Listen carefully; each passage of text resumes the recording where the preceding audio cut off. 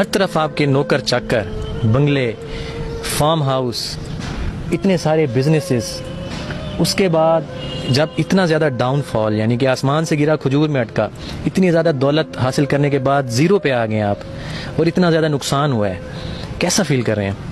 अलैकुम वरहमतुल्लाहि वबरकातुहू। मलगरो नन में दता योदासी वीडियो क्लिप रावड़े दे چې دا ویډیو کلیپ څنګه تاسو وګورئ نو خپل همدغسې ملګري پکې ضرور را منشن کړئ. دا ویډیو در سره د خپلو ملګرو سره لازما شیر کړئ.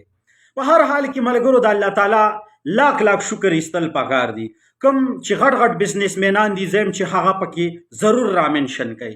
ولې چې دا یو بزنسمین دی او دا کرولونو کاروبار یې کو او دا د زیرو نه 100 ته رسېدلی. مطلب غریب سړی وي او بیا چې هغه مزدوري کوي، بزنس کوي هغه کروڑپتی شي. لاول زر بیا 2000 داسې درې په پوړې سټیپ بای سټیپ رواني 10 20 داسې 1 लाख 10 लाख 20 लाख داسې دغه شي لوی مالدار ترینه شخصیت نه جوړ شي او بیا په هغه بزنس کې چې دی هغه یو برانډ جوړ شي، یو داسې بزنسمن جوړ شي چې هغه ته بیا خلک حیران وي. د کلي چم ګاون خلک ماشاءالله وګورئ ډېر غټ بزنس نه جوړ شو. خو ځینې خلک تنګ نظره هم وي، هغې زړه کې کرل ریبل کوي چې د ده نه به موږ دا مال څنګه و، د ده نه به موږ دا دولت څنګه وخو. دا خلکو قسمه سوچونه وي، قسمه ذهن وي د خلکو.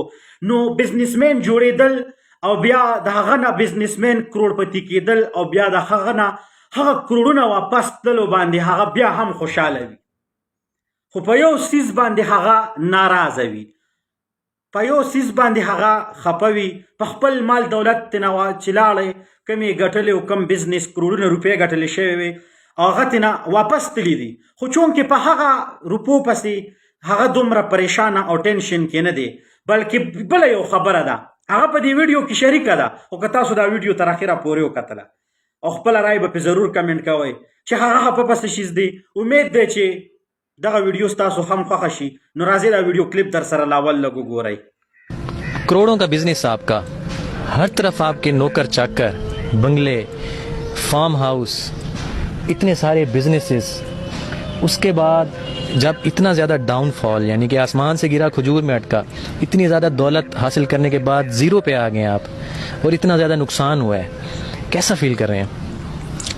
जी अल्लाह ताला की देन थी, अल्लाह ताला ने दिया था गाड़ी बंगला जायदाद नौकर चाकर ज़मीनें सब कुछ, तो अल्लाह ताला ने दिया था, अल्लाह ताला ने ले लिया बिल्कुल। लेकिन उस चीज़ का आपके दिल में कोई मलाल, कोई अफसोस, कोई दुख? नहीं, अल्लाह ताला ने दिया था अल्लाह ताला ने ले लिया, लेकिन ये कि अल्लाह ताला ने सब कुछ तो ले लिया, पर एक चीज़ रह गई जो अल्लाह ताला लेना भूल गया, ठीक है, वो है बीवी।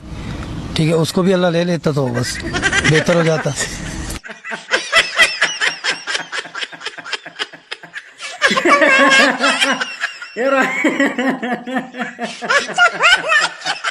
خپل دغه ملګري پکې را منشن کړي چې هغه په کروڑونو تاوان نه دي خفه چې دا کروڑونه واخیستې شو، خو چې دا یو مصیبت یې راته وایي ولې پرېښې